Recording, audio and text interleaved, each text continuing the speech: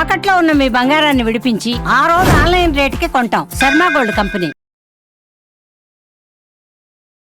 నమస్కారం, మీరు చూస్తుంది సుమన్ టీవీ. నేను మీ కీర్తి. నాతో పాటు భారతీ శంకరపీఠ వ్యవస్థాపకులు బ్రహ్మశ్రీ తిరుపతి మూర్తి అవధాని గారు ఉన్నారు. నమస్తే గురుగారు. ఓం శ్రీ మహాగణాధిపతయే నమః. గురుగారు, అప్పులు అనుకోకుండా ఆగిపోయిన మొక్కులు తీర్చాలంటే మనిషి ఎలాంటి వ్యవహారం చేయాలంటారు? ఓం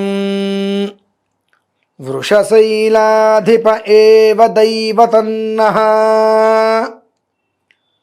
వృషభాద్రీశ్వర ఏవ దైవతన్నః ఫణిశైలాధిప ఏవ దైవతన్నః భగవాన్ వెంకట ఏవ దైవతన్నః. ఏడుకొండలవాడు, ఆపద మొక్కులవాడు, అనాథ రక్షకుడు రసి శ్రీనివాసుడు. కలవు వైకుంఠ, కలియుగ వైకుంఠము తిరుమల. అలానే ప్రపంచ ఆధ్యాత్మిక రాజధాని ఏదైనా ఉంది అంటే తిరుమల మాత్రమే. ఆ స్వామివారికి చేసేటువంటి కొన్ని ప్రక్రియలు ఉంటాయమ్మా. ఆ ప్రక్రియ వచ్చినప్పుడు కొన్ని అనుసంధానాలు కలిసినప్పుడు మనం ఇంట్లో చేయటమా, లేదంటే ఏదైనా వెంకటేశ్వర ఆలయంలో చేయటమా, ఇవన్నీ కాదు తిరుమల వెళ్దాం ఒక్కసారైనా. ఆ యోగాలు కలిసి రావటం అదృష్టం. ఆ వచ్చినటువంటి అదృష్టాన్ని మనం స్వీకరించగలుగుతున్నామంటే మనమే భాగ్యవంతులం అనుకోని కనుక తిరుమల వెళ్ళైనా సరే ఒక చిన్న ప్రక్రియని కనుక వాళ్ళు కనుక నిర్వర్తించినట్లయితే ఏంటి గురుగారు? జీవితకాలంలో మీరు అడిగినటువంటి ఈ మొక్కు అప్పు, అంటే ఈ మొక్కు అప్పు అనే కాకుండా ఆటంకాలు, అగచాట్లు, అవమానాలు, అపనిందలు, అన్యాయములు, వీటిల నుంచి కూడా వీరు పూర్తిగా పరిపూర్ణంగా బయటపడతారు. ప్రతి మనిషి భయపడేది అప్పుకే, ప్రతి మనిషి భయపడేది అనారోగ్యం, ప్రతి మనిషి భయపడేది ఏదన్నా సమస్య వస్తే అంటారు ఒక మొక్కు వేసుకుంటారు, మర్చిపోతూ ఉంటారు. పెద్దవాళ్ళ అనుమతి లేకుండా మొక్కేటువంటి మొక్కు కాదు. అవునా గురుగారు? మన పెద్దవాళ్ళు మన గురించి మొక్కుకోవాలి. వాళ్ళ అనుమతి లేకుండా మనం మొక్కుకునేటువంటిది మొక్కు కాదు. కానీ ధర్మం అనేటువంటిది ఒకటి ఉంటుంది. అది భగవంతుడికి మనం రుణపడ్డట్టే. ఒక మాట ఇచ్చాము ఆయనకి, ఏదో ఒక రూపంలో ఆ మాటను మనం నెరవేర్చుకోవాలి. ఇవాళ రేపాయిలు ఉండాలనేటువంటిది. అంటే మనం ఎవరికైనా ఒక మాట, మనకి ఎవరైనా ఒక మాట ఇస్తున్న మాట ఇచ్చి మాట తప్పద్దు అంటాం చూసారు. అలానే ఒక మాట ఇచ్చాం భగవంతుడికి, ఆ మాటను ఏదో ఒక రూపంలో నువ్వు నెరవేర్చుకోవాలి. నెరవేర్చుకోకపోతే ఆయన నీ కొన్ని సమస్యలను చూపిస్తూ ఉంటాడు. అది మనం గ్రహించాలి. ప్రతి దాంట్లో ఆటంకాలు ఎదురుతున్నాయి, ప్రతి దాంట్లో తెప్పలు తప్పట్లేదు. మనకు కష్టపడుతున్న అన్యాయమే మనకు ఎదురవుతుంది. మనం ఎవరికి న్యాయం చేసినా తిరిగి మనకు అన్యాయమే వస్తుంది. మనం ఎంత ఉపకారం చేస్తామో అంతటి అపకారం తిరిగి మనకు వస్తుంది. అపనిందలు ఏం చేయాలి? దాని నుంచి దేని నుంచి బయటపడలేకపోతున్నాం. అటువంటప్పుడు ప్రతి శ్రవణ నక్షత్రం వచ్చినప్పుడు, ప్రతి శ్రవణ నక్షత్రం వచ్చిన నెలకు ఒకసారి శ్రవణ నక్షత్రం వస్తూనే ఉంటుంది. ఆ వచ్చినప్పుడు వెంకటేశ్వర స్వామి వారికి ఒక రకమైన ఆరాధన చేయటం. శ్రవణ నక్షత్రము అష్టమి సోమవారం. ఈ యొక్క కలియుగంలో భారతదేశమునందు లేదా మన తెలుగు రాష్ట్రాల్లో ఉన్నటువంటి ఒక అదృష్టవంతులో భాగ్యవంతులు తెలియదు. కానీ అమ్మా, ఇప్పుడు ఏదైతే మనం 3 అనుకున్నామో ఈ 3 21 తారీఖు వచ్చింది. 21 తారీఖు ఏప్రిల్ 21. అష్టమి శ్రవణ నక్షత్రము సోమవారం. సోమాష్టమి శ్రవణాష్టమి, సోమాష్టమి శ్రవణాష్టమి, ఇందు శ్రవణం. ఇందువారం అన్నా అంటే సోమవారం అన్నా శ్రవణ నక్షత్రం అన్నా మళ్ళీ ఒకటే. సోమవారం చంద్రుడికి ప్రీతి, అష్టమి చంద్రుడికి ప్రీతి, శ్రవణ నక్షత్రం చంద్రుడికి ప్రీతి. అలాగే ఈ 3 కలిసి వెంకటేశ్వర స్వామికి చాలా ప్రీతి. శ్రవణ నక్షత్రం ఆయన జన్మ నక్షత్రం. ఆ రోజు నాడు అంటే మేమైతే ఒక ప్రక్రియ చేస్తున్నాం, అదే చేయమని చెప్పట్లా. అవకాశం ఉంటే అందులో పాల్గొనొచ్చు, లేదు ఇంటి దగ్గర వాళ్ళ కనుక భాగ్యం ఈ రకంగా చేసుకోవడానికి అవకాశం ఉంటే తూచా తప్పకుండా ఖచ్చితంగా చేసి తీరాల్సిందేనమ్మా. చేసి తీరగలిగితే ఒక రకమైనటువంటి దోషాలు నిర్వీర్యమవుతాయి. లేదు మేము చేసిన విధానంలో వచ్చి కనుక అక్కడ కూర్చొని చేయగలిగితే సప్త వ్యాధ సప్త జన్మ కృతం పాపం వ్యాధి రూపేణ 7 జన్మలుగా మనం అనుభవించేటువంటి పాపాలు ఏవైతే ఉన్నాయో గడిచినటువంటి 3 జన్మలు, గడవలసిన 4 జన్మలు ఉంటాయి. వీటి నుంచి అనుభవించేటువంటివి ఏవైతే ఉంటాయో వాటి నుంచి పూర్తిగా ఆ జీవుడు బయటపడతాడు. అటువంటి అమోఘమైన ప్రక్రియమ్మ. ఏం చేయాలంటారు గురుగారు?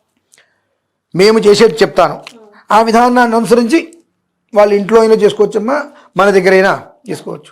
21వ తారీఖు రోజు నాడు తిరుపతిలో స్వామివారికి తులసి పుష్ప సహితంగా సప్తగిరి ఆరాధన చేస్తున్నాం. అంటే వెంకటేశ్వర స్వామివారిది పంచలోహాల విగ్రహం. ఆ విగ్రహాన్ని స్వామివారికి అర్చన చేసుకొని తులసి దళాలతో ఆరాధన చేసి అనంతరం స్వర్ణ పుష్పాలతో అర్చనమ్మ. 108 బంగారపు పూలతో స్వామివారికి అర్చన చేయటం. చేసిన తర్వాత ఇవి 7 నాణెములను ఉంటాయి స్వామివారికి సంబంధించి. ఆ 7 నాణాలు ఏవైతే ఉంటాయో మనకి ఇప్పుడు మామూలుగా నేను ఒక 10 మందితో వెళ్తాను అనుకోండి, 10 మందికి 10 70, అంటే ఒక్కొక్కరికి 7 నాణెములు. ఎంతమంది అయితే అందులో పాల్గొంటారో, ఇప్పుడు నేను నా నుంచి ఒక 10 మంది వెళ్ళామనుకోండి, ఒక 70 నాణెములు. మనిషికి 7 నాణెములు లెక్కన. ఇప్పుడు నేను నా పరిసరాల్లో కొంతమంది ఉన్నారు, వాళ్ళు నాతో రావచ్చు రాలేకపోవచ్చు. ఈ 10 మంది పేరు మీద నేను వెళ్ళి చేయటం 70 నాణెములు. ఆ 70 నాణెములు స్వామివారికి అర్చన చేసి ఆ స్వామివారిని అలా పట్టుకొని చేత పట్టుకొని తిరుమల కొండ శ్రీవారి మెట్టు నుంచి కొండెక్కుతామమ్మ. కొండ పూర్తిగా కొండెక్కేసిన తర్వాత జీవధ్వజం అంటే ధ్వజస్తంభం, ఆ ధ్వజస్తంభం దగ్గరికి వెళ్ళి ఈ 10 మంది పేరు మీద 10 జ్యోతులు అక్కడ వెలిగించడం జరుగుతుంది. ఆ వెలిగించిన అనంతరము ఆ ఒక నాణెములు ఏవైతే ఉంటాయో ఆ నాణెములని తిరిగి వచ్చిన తర్వాత వీరందరికీ కూడా చేతికి అందించడం జరుగుతుంది. 7 నాణేలమ్మ. ఆ నాణాల్లో ఉండేటువంటి రహస్యం అయితే నేను చెప్పను, మీరు చూసుండరు. 7 అనేటువంటిది ఎందుకు పెట్టడం జరిగింది అంటే జాతకరీత్యా 7 అనేటువంటిది వృద్ధి సంఖ్య. ఎప్పుడు కూడా లగ్నాత్తు సప్తమ స్థానం అంటే అన్యోన్యత, కుటుంబం, స్నేహం ఏదైనప్పటికీ కూడా ఇలా కలిసి ఉండేలా చూసేటువంటి విధానం అది. వృద్ధి ఎప్పటికప్పుడు వృద్ధి చెందేటువంటిది. అన్ని విధానాల్లో కూడా వ్యాపారమే కావచ్చు, మనం ఏదైతే కనుక జీవితాన్ని చక్కగా నిలబెట్టుకోవాలి, నడిపించుకోవాలనేటువంటి సూత్రాలు ఏవైతే మనం అనుకుంటామో వాటి ప్రతి ఒక్కటి కూడా 10,000 రెట్లు అది వృద్ధి చూపిస్తుంది ఆ 7 కాయిన్లు కూడా. కాబట్టి ఆ 7 నాణాలు ఏవైతే ఉంటాయో అవన్నీ అర్చన చేసిన తర్వాత వాళ్ళకి ఇవ్వడం జరుగుతుంది. ఒకవేళ ఎవరైనా కనుక తిరుపతి వస్తే 11:30కి శ్రీవారి మెట్టు దగ్గర మేము ఉంటాం. వారి స్వహస్తాలతో సువర్ణ పుష్పం అర్చన చేయొచ్చమ్మా. స్వర్ణం పవిత్రమమలం స్వర్ణం పాప ప్రణాశనం స్వర్ణం హి శంకరం యస్మాత్ అతశాంతిం ప్రయచ్చమే. ఆ స్వర్ణ పుష్పం పట్టుకొని స్వామివారి నామాలు చెప్పుకొని సువర్ణ ఘర్మ స్వాహ, సువర్ణ అర్క స్వాహ, సువర్ణ శుక్ర స్వాహ, సువర్ణ జ్యోతి స్వాహ, సువర్ణ సూర్య స్వాహ అనుకుంటూ కొన్ని మంత్రాలు మేము చెప్పినప్పుడు ఆ నామాన్ని పట్టుకొని వాళ్ళు చక్కగా స్వామివారి దగ్గర ఆ పుష్పం ఒకటలా వదిలి నమస్కారం చేయడం. ఒక పుష్పం వదలగలిగితే చాలమ్మ, అక్కడ జన్మ చరితార్థమవుతుంది. అంటే బంగారం అనేటువంటిది మనం వదిలిపెట్టాము అని అంటే ఒక రకంగా మృత్యుప్రదమైన దోషం వెళ్ళిపోతుందమ్మా. బంగారం అంటే స్వర్ణం పవిత్రం అమలం అని వచ్చింది కదా, స్వర్ణం పవిత్రం. అందుకని అంటారు ఒంటి మీద కనీసం ఒక 1/2 గ్రాముతో అయినా సరే చిన్న బటువో చిన్న చెవులకు ఏదో ఒకటి పెట్టుకుని ఒంటి మీద ఇంత బంగారమైనా ఉండాలి అని అంటారు. ఆ బంగారం శరీరానికి ఇంతైనా ఉంటే ఆ మనిషి ఎప్పటికప్పుడు పవిత్రతగా ఉంటాడు. ఆ బంగారాన్ని మనం స్వామివారికి అర్పిస్తున్నాము అంటే ఇంకెంత పవిత్రత మనకు ఉంటుంది. అంతటి యోగవంతమైనటువంటి సిద్ధి వాళ్ళకి కలుగుతుందమ్మా. ఇది మేము అక్కడ చేస్తున్నాం. అక్కడికి రాగలిగి మాతోటి ఉండి ఆ విధానాన్ని అర్చించుకొని శ్రీనివాస గోవింద, శ్రీ వెంకటేశ గోవింద అనుకుంటూ గోవిందనామాలతో, ఇంకోటి పాలయ గోవింద, శేషాచలపతి గోవింద, వెంకటరమణ సంకటహరణ, వెంకటరమణ సంకటహరణ తవచరణ అనుకుంటూ స్వామివారి నామాన్ని కీర్తించుకుంటూ కొండ మీదకి వెళ్ళి చేసినటువంటి ప్రక్రియలో ప్రతి ఒక్కరూ పాలు పంచుకోవాల్సిందిగా నేనైతే పేరున చెబుతున్నా. అక్కడికి రాలేని వాళ్ళు ఉంటారు, పరోక్షంగా అందులో పాల్గొని తిరిగి వచ్చిన తర్వాత ఆ నాణెములు వాళ్ళకి ప్రసాదంగా ఇవ్వడం జరుగుతుంది. ఇది రేపు శ్రవణ నక్షత్రం నాడు పర్టిక్యులర్గా చేసేటువంటి ప్రక్రియ. ఇలా కాకుండా ప్రతి శ్రవణ నక్షత్రము వచ్చినప్పుడు చక్కగా ఇంట్లో గోడకి పసుపు రాసేసి నామాలు పెట్టేసుకొని అక్కడ స్వామివారికి దీపారాధన, వెంకటేశ్వర స్వామి దీపారాధన అంటారు కదా, దీపారాధన పెట్టుకొని గోవిందనామాలతో అర్చన చేసుకొని కొబ్బరికాయ చరిమిడి నైవేద్యం పెట్టుకోగలిగితే ప్రతి శ్రవణ నక్షత్రం నాడు చూస్తారమ్మా అపరిమితమైన వృద్ధి కలుగుతుంది. ఆ వృద్ధి మనం చూసి ఆశ్చర్యపోతాం.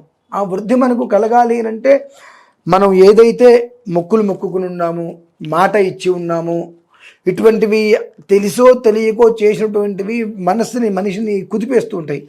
అటువంటి దాని నుంచి పూర్తిగా బయటపడాలి. ఒక్కసారి ఆ పడగలిగే ప్రయత్నం చేసి ఆ అదృష్టాన్ని మనం స్వీకరించుకొని ఆ 7 కాయిన్లు ఇంట్లో పెట్టుకొని ప్రతి నెల శ్రవణ నక్షత్రం వచ్చినప్పుడు ఆ 7 కాయిన్లకి అర్చన చేసుకోండి. స్వామివారికి అది నామం పెడతారు కదా, ఆ నామం పెట్టిన తర్వాత కింద 7 కాయిన్లు చక్కగా పెట్టుకొని అర్చన చేసుకోగలిగితే అంతకు మించినటువంటి ముక్తి, మోక్షం, భాగ్యం నాకైతే కలియుగంలో కనిపించట్లేదమ్మా. చాలా సంతోషం గురుగారు, ధన్యవాదాలు.